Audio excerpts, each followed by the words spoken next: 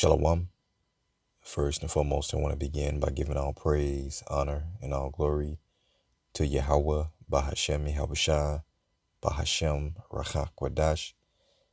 Double honors to the apostles and the elders at the great millstone who taught me this truth, and much respect to the Akim out there laboring in his work. Peace and salutation to the hopefully elect who are scattered abroad across the four winds of the earth at the USA. Shalom. Yeah, so I want to go into a lesson just showing you that there's nothing new under the sun. And what we're seeing from these modern day Chaldeans, these elites of Esau Edom, it's nothing new as far as the NWO. This was first attempted during the time of Nimrod, in which Nimrod's name literally means rebellion, during the time of Babel, post-flood, in which he and these different nations got together under the banner of one. As you see today, united they stand, right? Seeking to build a tower that will reach up into the heavens, rebelling against the Most High. So, what you're seeing today is no different. As, these nations have gotten together once again to do the same thing, expecting a different result.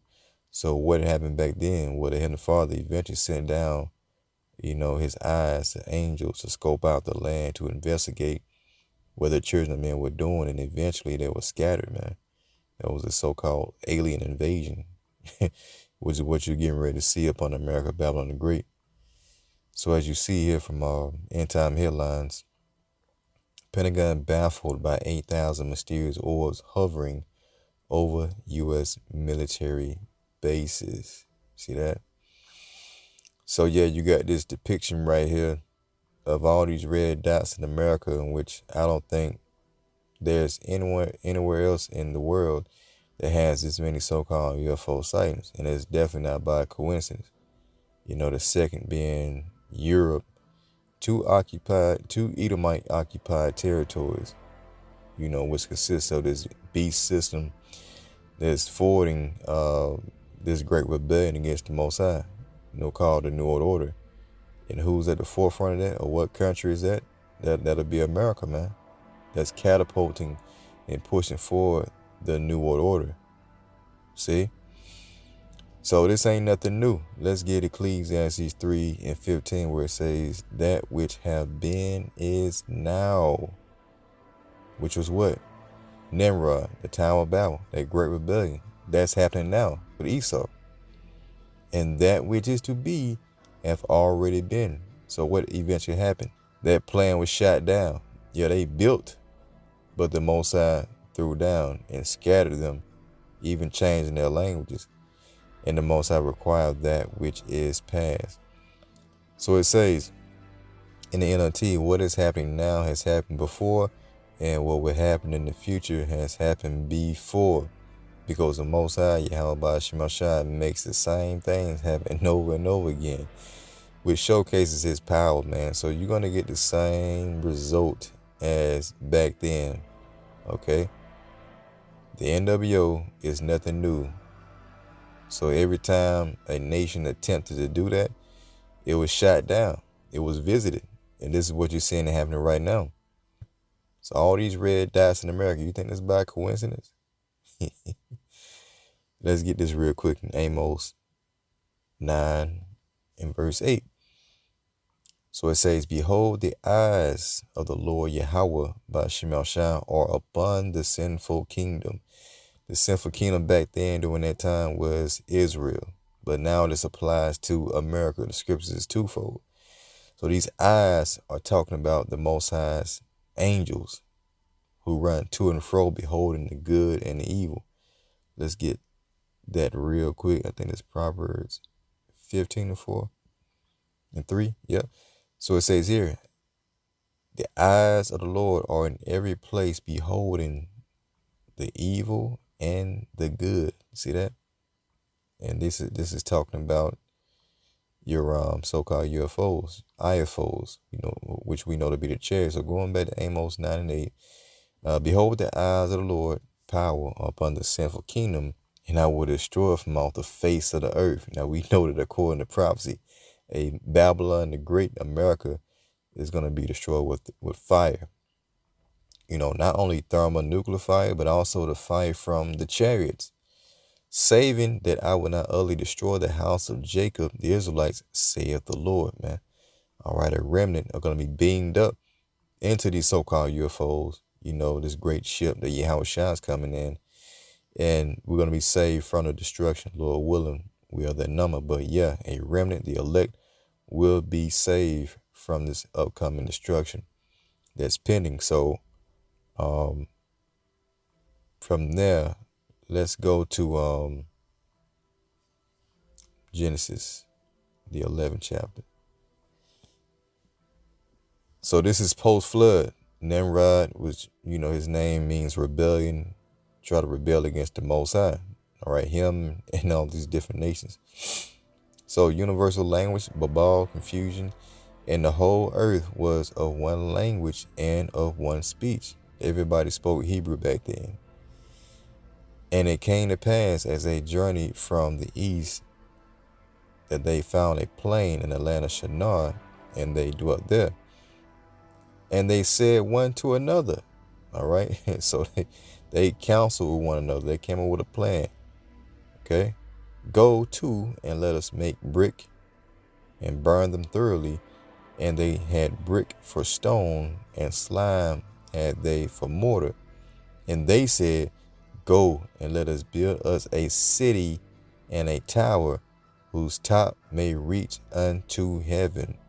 All right. And let us make a name or get a reputation, lest we be scattered abroad upon the face of the whole earth. So there's nothing new under the sun. This is exactly what Esau Edom is doing. These are the councils that they're having, with these different nations. Okay. Let's go into this word city real quick, where it says, and they said, go to, let us build us a city. I found some kind of interesting, I just want to go into it because it's alluding to what they're doing today as far as trying to establish the NWO. But anyway, let's go down to Strong's definition. All right, you got the word Ayar, which means a city, a place guarded by waking or a watch. So just relaying this unto today, Esau wants a more secure city by the way of what? Technology. So when you read on, it says, in a wider sense, even of a mere encampment or post, AI. See that? AI. I don't know why they got that in there, but it's there. So I thought that was interesting. So we know that AI, they say from margin city court, okay, from margin town. So we know that AI is going to allow Esau to have total control. Okay. That's what this whole NWO was for him to have total control. So I thought that was interesting that word city had AI in it. But going back, these nations said in verse 4, and they said, go to and let us build us a city and a tower whose top may reach unto heaven, and let us make a name, lest we be scattered abroad upon the face of the whole earth. So it says, and the Lord came down to see the city and the tower which the children of men builded, man. So you think the Lord just came down by himself? No, he sent forth messengers. He sent forth angels, spies, in the form of, these orbs that we're seeing in the sky. This is the Lord visiting modern day Babylon, okay, just as he was with ancient Babylon. And I got a little information right here from Chat GPT, bring out just dealing with historical artifacts. Proof that so-called UFOs or chariots, were there thousands of years ago, which we know that they've been here even since the beginning. So I typed in ChatGPT, how far in history were UFO sightings reported? UFO sightings have been reported for thousands of years. Though the term UFO is modern, people historically describe unexplained aerial phenomena often interpret them in the context of their culture or religion. Here's a rough timeline. So 1. Ancient times, pre-1st century CE, Babylonian, and this is talking about the Babylonian Empire, primarily. Egyptian and Chinese records mention fiery discs or strange objects in the sky. All right, so even stemming back into the time of the Egyptians, there was depictions of chariots in the sky. Example, a Babylonian clay tablet from around 1500 BCE reportedly depicts a disc-shaped object in the sky. All right. So I got a depiction pulled up right here. Okay, from the Babylonian Empire, not the Tower of Babel, but the Babylonian Empire of what you call it so-called UFO. It's a disc-shaped UFO. So the chairs were back way during that time, man. And they were here from the beginning. Even during the Egyptian Empire. As I said, give me photos of UFOs in ancient Egypt and Rome, right? So there you go. See that?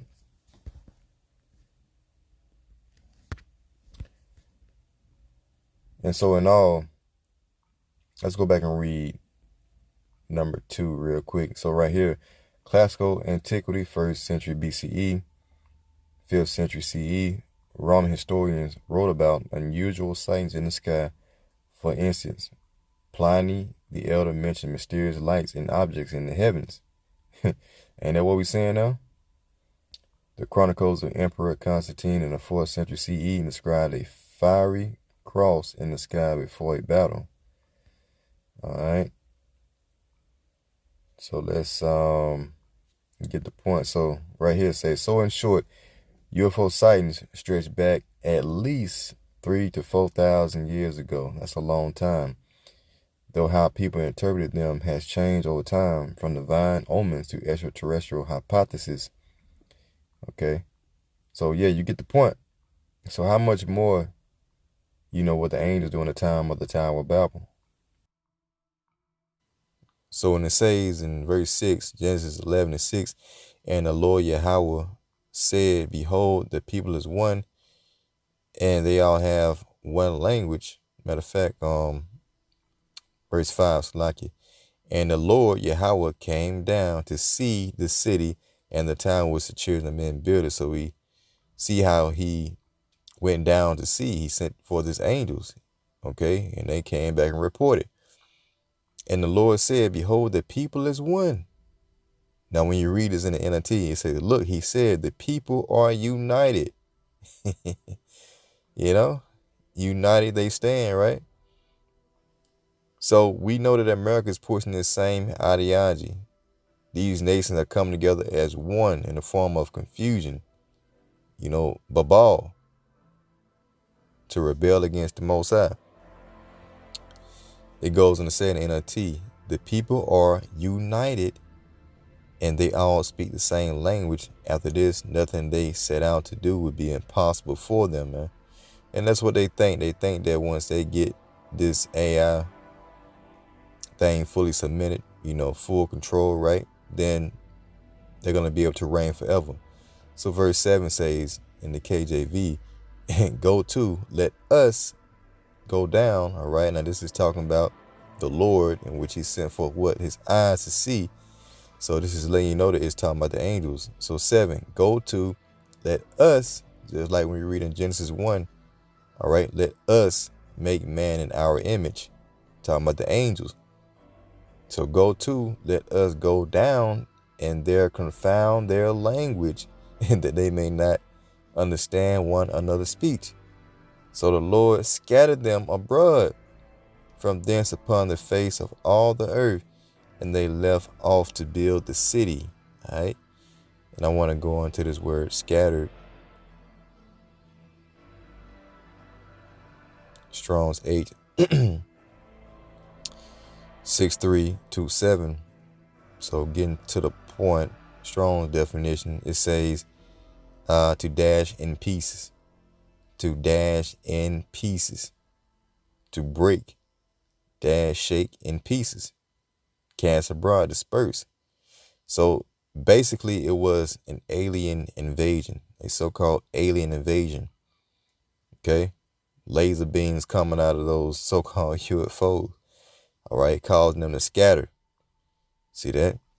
So it says, and they left off to build the city.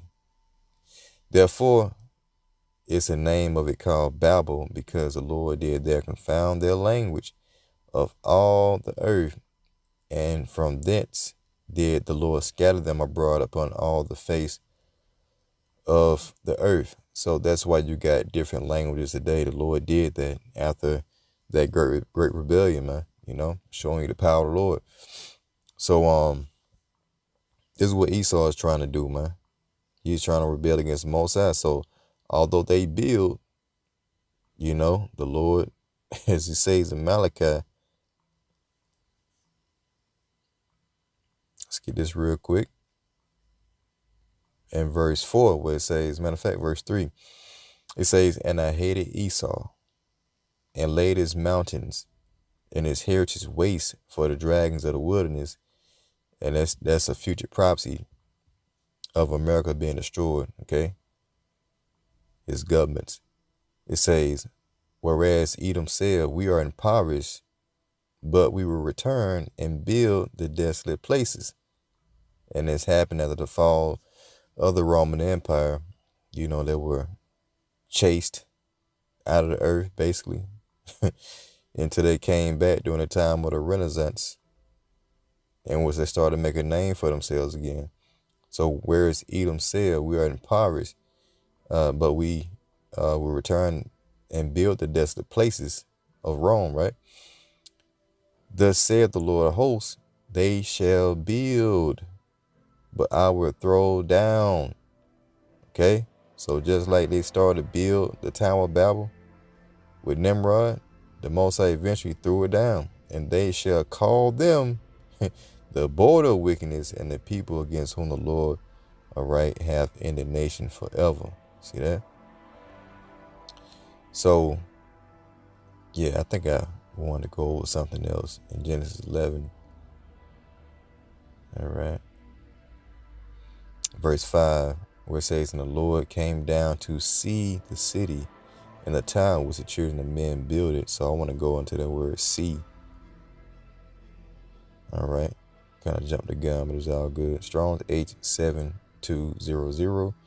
It says to see, look at, inspect. All right. Inspect. Inspect. Which simply means to look at someone or something closely, typically to assess their condition or to discover any shortcomings. See? So it says to examine someone or something to ensure that they reach an official standard. All right. So it pretty much means to, Merriam-Webster dictionary. All right. Inspect means to view closely in critical appraisal, to look over. All right. You get the point. So this links up with what we read in 2nd Esdras, the 6th chapter, in verse 18. So it says, and they said, behold, the days come that I will begin to draw nigh and to visit them that dwell upon the earth. Man, that's exactly what you're seeing happening right here currently. See? Just like during the time of Babel. It says, and will begin to make inquisition or, intense investigation. That's the Lord seeing what the children of men are doing. All right. Primarily those in charge, the elites of Esau, Edom. Okay. And then New World Order. It says, and again, and will begin to make inquisition of them, what they be that have hurt unjustly with their unrighteousness, and when the affliction of Zion shall be fulfilled. Right. So this is what's currently happening with your elites, your modern day Chaldeans, your witches and warlocks of Esau, Edom. And they know that their time is coming. So it says here again, Pentagon baffled by 8,000 mysterious orbs hovering over U.S. military bases. Right. And you can check this article out for yourself and get the eyewitnesses. But yeah, people are perplexed as the Lord is beginning to show his strange works. All right. So with that, Lord willing, you're edified. Till next time I say, Shalom.